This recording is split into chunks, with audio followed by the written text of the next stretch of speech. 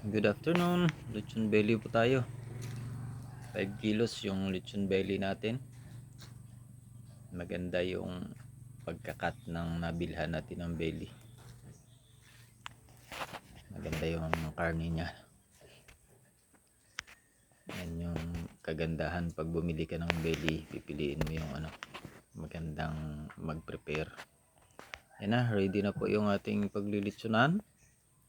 Magagamit na natin yung kahoy na inipo natin. Sandali lang natuyo dahil tuyo na yung kahoy pagkakuha ko.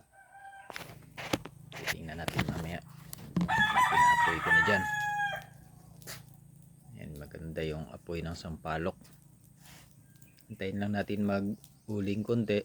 Sasalang na natin yung ating belly. So ayan na. Fire it up.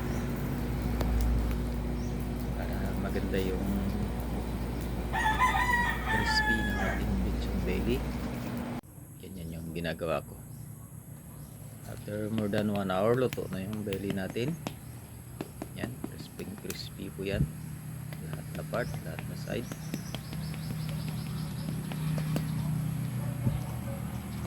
Shoutout po sa lahat ng lechonero. Have a good day sa ating lahat. Thank you sa panonood ng aking video. Huwag po natin kalimutang mag-like, follow, and subscribe kung nagustuhan niyo po ang aking video. Thank you po sa inyong lahat.